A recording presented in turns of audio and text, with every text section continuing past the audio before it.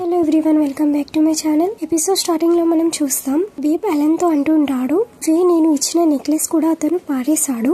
నేను ఇప్పుడు చార్లీతో రిలేషన్షిప్ లో ఉన్నాను, ఇందులో తప్పేముంది?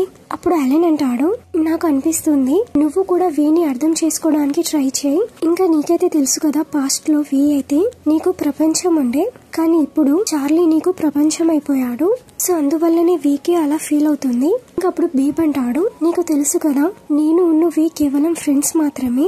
వీ నాతో పాస్ట్ లో అనేవాడు నేను ఒంటరిగా ఉండాలని. అప్పుడు నాకు కూడా అలానే అనిపించేది, నాకు ఏ లవర్ అవసరం లేదు అని, నేను ఇలానే బాగున్నాను అని. అప్పుడు అలెన్ అంటాడు, నువ్వు అతనికి కొంచెం టైం ఇవ్వు, ఇంకా అప్పుడు అతనికి అర్థమైపోతుంది.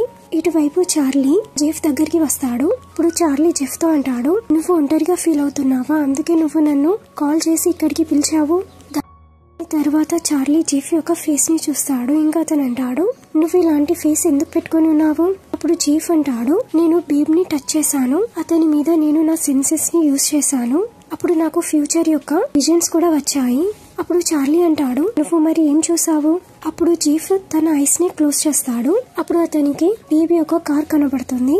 అప్పుడు జెఫ్ అంటాడు, నేను చూసాను, ఒక వ్యక్తి మొత్తం రక్తంలో మునిగి ఉన్నాడు, తను కార్ లో ఉంటాడు, నాకు తెలియదు ఆ పర్సన్ ఎవరో. నీకు తెలుసు కదా, ఏదైతే నేను ఫ్యూచర్ లో చూస్తానో అది ఎప్పుడు అబద్ధం కాదు.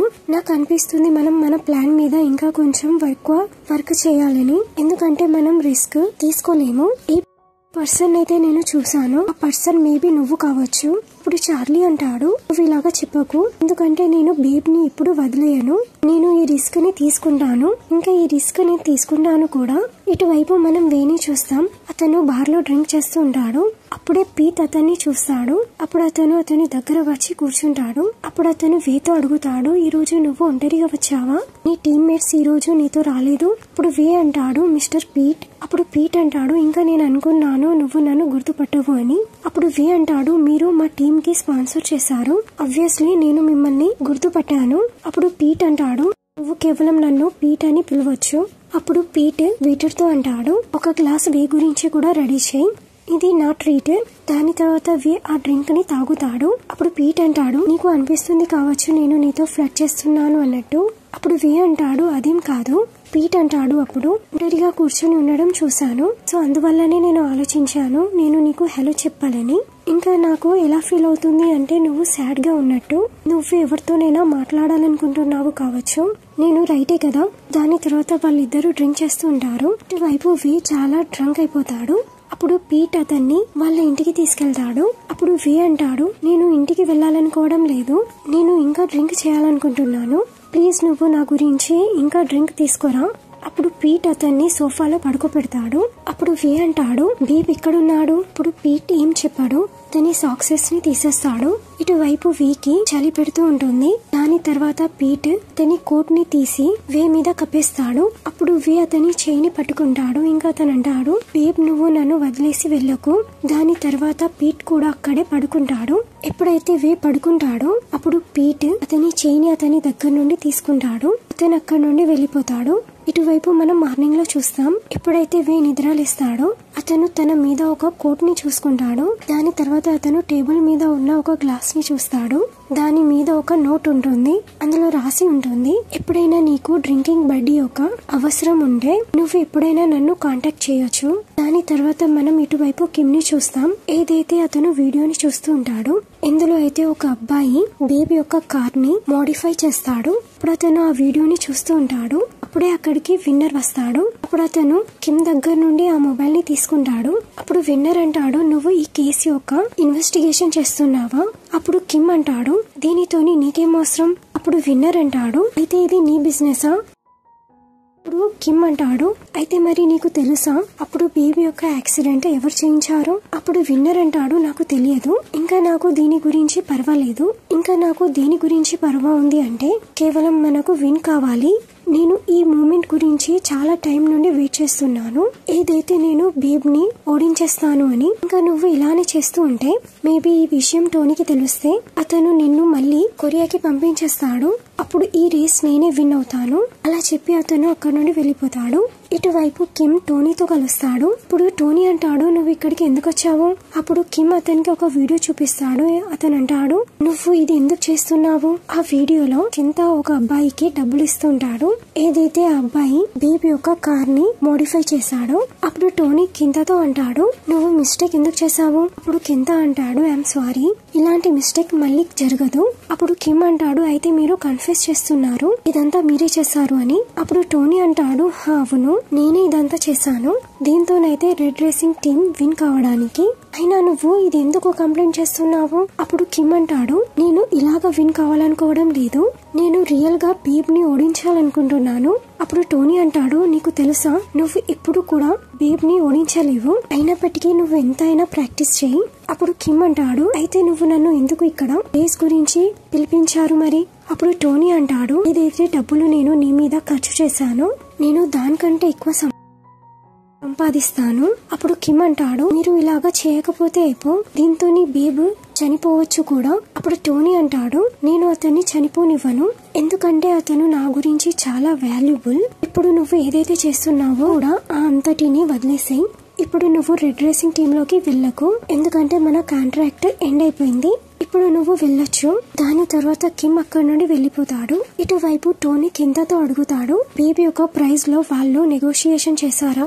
అప్పుడు కింద అంటాడు, లేదు, వాళ్ళు మొత్తం డబ్బులు ఇవ్వడానికి రెడీగా ఉన్నారు, ఒకవేళ మనం వాళ్ళకి టైం కి డెలివర్ చేసేస్తే. అప్పుడు టోనీ అంటాడు, సరే, ఇది బాగుంది, ఇంకా నువ్వు వాళ్ళకి చెప్పేసి మనం వాళ్ళకు డెఫినెట్ గా డెలివర్ చేసేస్తామని. దాని తర్వాత టోనీ అక్కడి నుండి వెళ్ళిపోతాడు.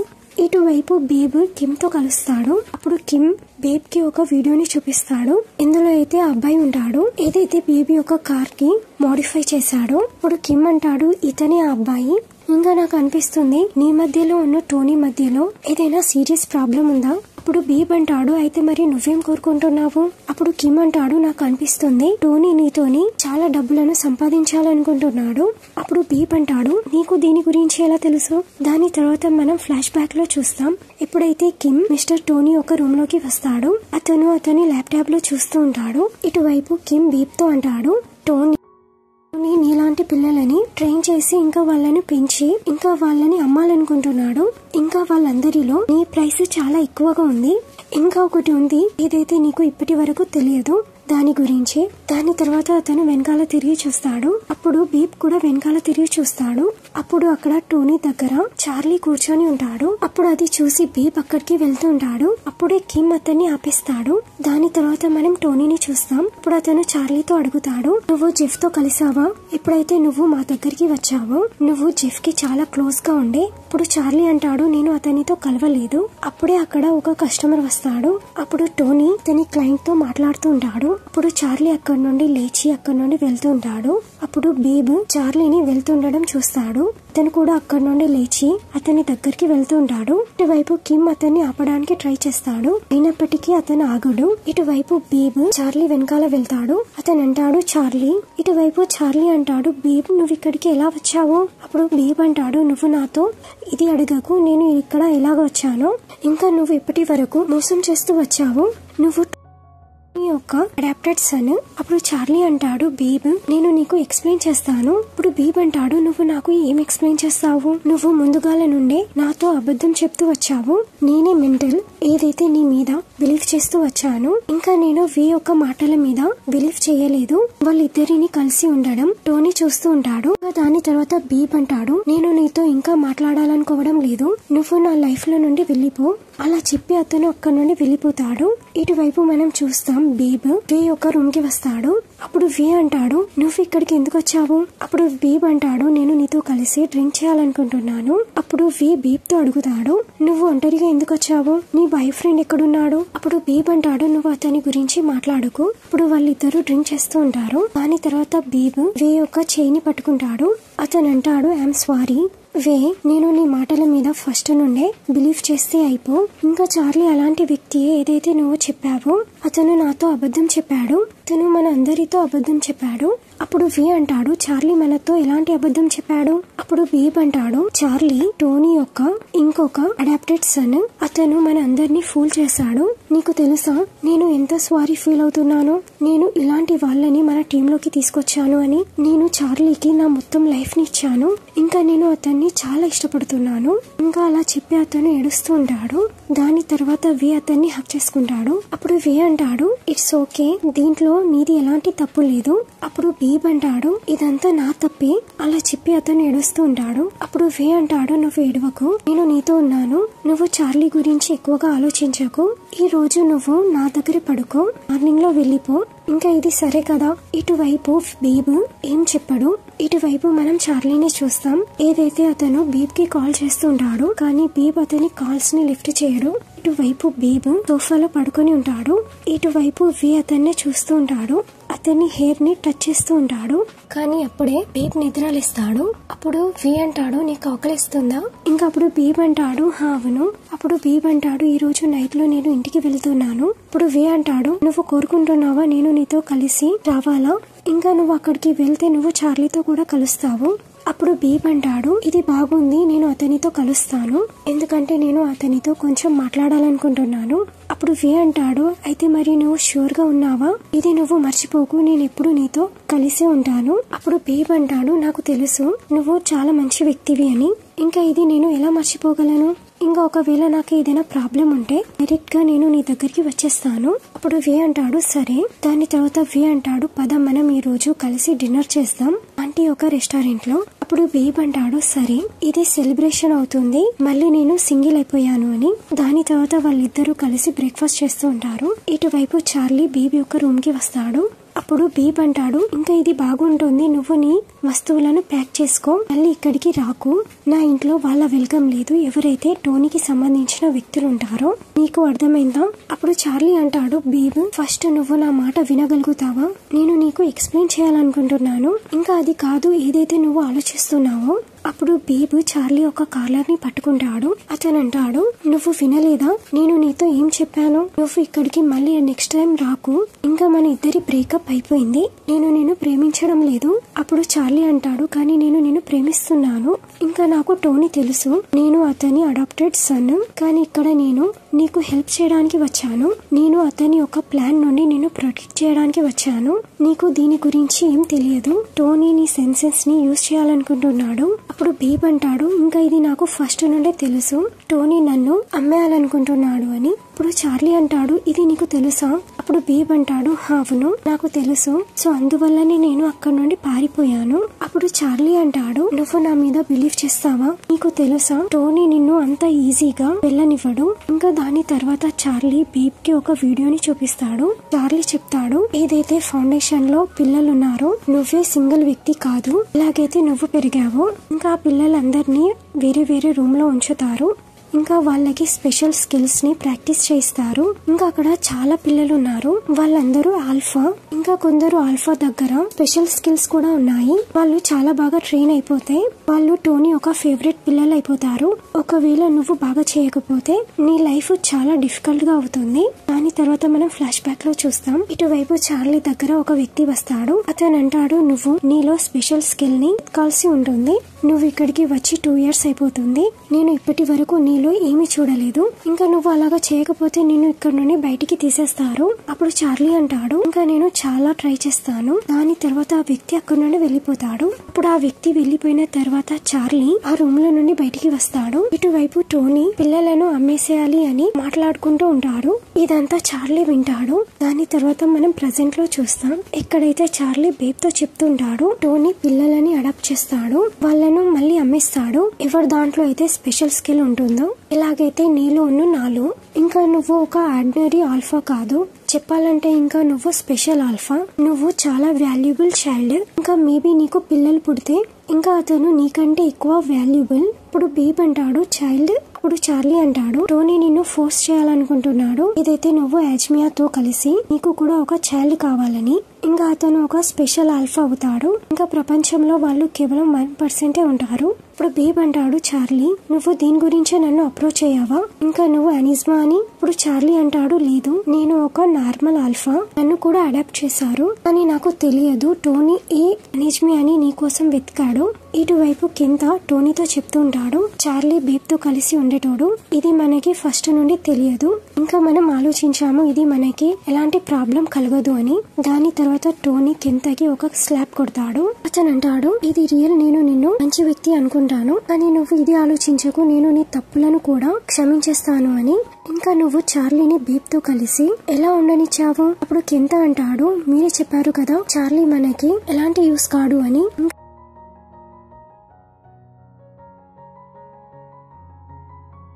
అతనిలో ఎలాంటి స్పెషల్ స్కిల్స్ లేవు అని. దాని తర్వాత టోనీ కెంతాని చూస్తాడు. అప్పుడు కెంతా అంటాడు, ఇది నా తప్పు, నేను చాలా బాగా వర్క్ చేయలేదు, ఇదంతా నేను హ్యాండిల్ చేసుకుంటాను. అప్పుడు టోనీ అంటాడు, ఇంకా నీకు హ్యాండిల్ చేయవలసిన అవసరం లేదు, ఒకవేళ చార్లీ బేబ్ తో ఉంటే నాకు అనిపిస్తుంది చార్లీ ఏమో ప్లాన్ చేస్తున్నాడు అని. ఇటువైపు చార్లీ బేబ్ తో చెప్తాడు, దాని తర్వాత నేను నీ ఇన్ఫర్మేషన్ ని సెర్చ్ చేశాను, దాని తర్వాత నేను హలో ఫీల్డ్ కి వెళ్ళాను, నేను ట్రై చేశాను, ఇంకా నువ్వు నన్ను నోటీస్ చేయాలని నేను తెలుసుకోవాలనుకున్నాను టోనీ యొక్క నెక్స్ట్ ప్లాన్ ఏంటిది అని. దేంతోనైతే నేను నిన్ను వార్న్ చేయడానికి, ఇంకా ఎప్పటి నుండి అయితే నేను నీ గురించి ఇంకా తెలుసుకున్నాను, ఇంకా నువ్వు నాకు చాలా బాగా అనిపించేవాడివి, సో అందువల్లనే నేను నిన్ను ప్రొటెక్ట్ చేయాలనుకుంటున్నాను, నేను నీతో కలిసి ఉండాలనుకుంటున్నాను, నేను చాలా సెల్ఫిష్ అయిపోయాను, నేను నీకు నిజం చెప్పలేదు, ఇంకా నాకు భయం ఉండే ఒకవేళ నీకు నిజం తెలిసిపోతే నువ్వు నన్ను చాలా హేట్ చేస్తావు అని, ఏదైతే నువ్వు ఈ రోజు చేసావో. అప్పుడు బేబ్ అంటాడు, అయితే నువ్వు నాకు మొత్తం నిజం చెప్పేస్తావా.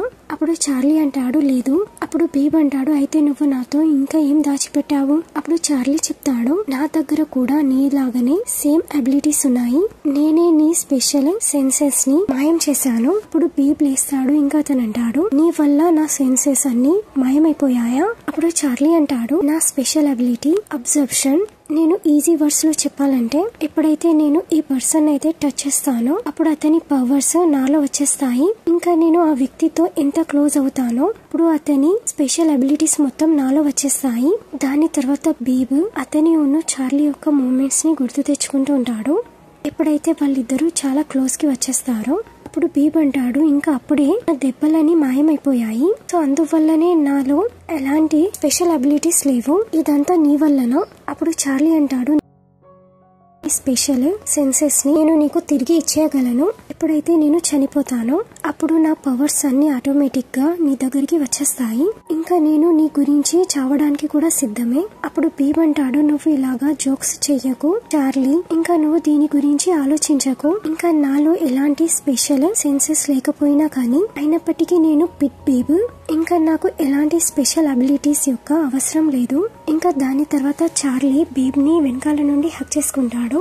ఇంకా అతను అంటాడు, నేను నీతో బ్రేకప్ చేయాలనుకోవడం లేదు, ఇంకా నేను కోరుకుంటున్నాను మామ బాబాతోని బ్రేకప్ చేయొద్దు అని. ఇంకా అలా చెప్పి బేబీ యొక్క నెక్ మీద కిస్ చేస్తాడు. అప్పుడు బేబ్ అంటాడు, ఇది జోక్ టైం కాదు, నెక్స్ట్ టైం నుండి నువ్వు నాతో ఏం దాచిపెట్టకు, అర్థమైందా. అప్పుడు చార్లీ అంటాడు, థ్యాంక్ యూ బేబ్, నన్ను క్షమించడానికి. అప్పుడు బేబ్ అంటాడు, నేను నీతో వెల్కమ్ చేయడం లేదు, ఏదైతే నువ్వు చేసావో దానికి బదులు నువ్వు నా లైఫ్ టైం కేర్ ని తీసుకోవాల్సి ఉంటుంది. ఇప్పుడు చార్లీ అంటాడు, సరే. దాని తర్వాత బేబ్ చార్లీని హక్ చేసుకుంటాడు. దాని తర్వాత వాళ్ళిద్దరూ కిస్ చేసుకుంటూ ఉంటారు. ఇటువైపు మనం వేని చూస్తాం.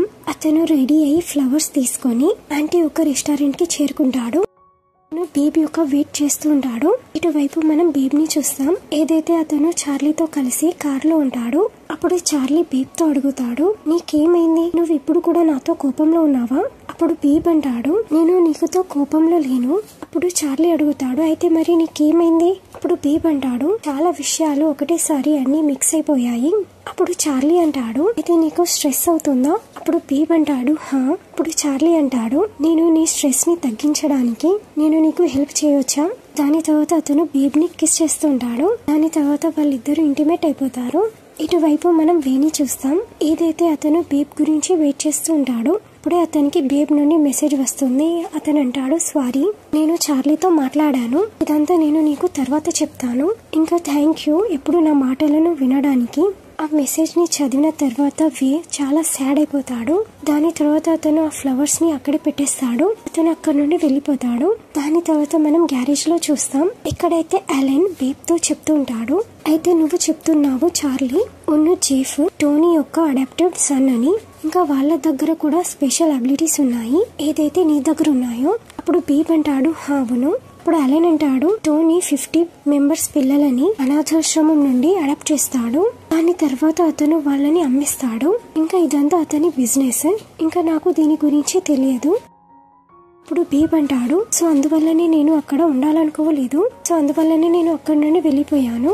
ఇప్పుడు అలెన్ అంటాడు ఇలాంటి వ్యక్తులు జైల్లో ఉండాలి. అప్పుడు బేబ్ అంటాడు మనం వాళ్ళని ఏం చేయలేము, ఎందుకంటే వాళ్ళ దగ్గర చాలా డబ్బులు ఉన్నాయి. ఒకవేళ మనం ఏమైనా చేస్తే ఇంకా దీంతోని మనమే ప్రాబ్లం లోకి వచ్చేస్తాము. దాని తర్వాత బేబ్ అలెన్ తో అంటాడు నువ్వు కిమ్ గురించి ఏమైనా న్యూస్ విన్నావా? అతను టోనీని చాలా ఇన్సల్ట్ చేశాడు. ఇంకా నాకు అనిపిస్తుంది టోనీ అతన్ని అంత ఈజీగా వెళ్ళనివ్వడు. ఇంకా నాకు భయం వేస్తుంది ఇంకా అతను ఏమైనా ఆపదలో ఉన్నాడా అని. దాని తర్వాత మనం నార్తున్న సోనిక్ ని చూస్తాం. వాళ్ళు కూడా చార్లీ ఉన్న జెఫ్ గురించి మాట్లాడుతుంటారు. అప్పుడే అక్కడికి బేబ్ వస్తాడు. అతను అంటాడు మీరిద్దరు ఏం మాట్లాడుతున్నారు? అప్పుడు సోనిక్ అంటాడు మేము జస్ట్ క్యాజువల్ గా మాట్లాడుతున్నాము.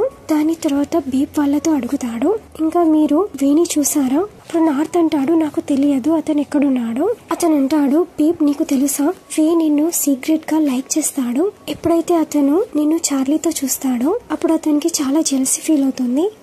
దాని తర్వాత బేబ్ అతనితో అంటాడు నువ్వు సైలెంట్ అయిపో. ఇంకా బేబ్ అంటాడు నువ్వు నాన్సెన్స్ మాట్లాడకు, నేను వే కేవలం ఫ్రెండ్స్.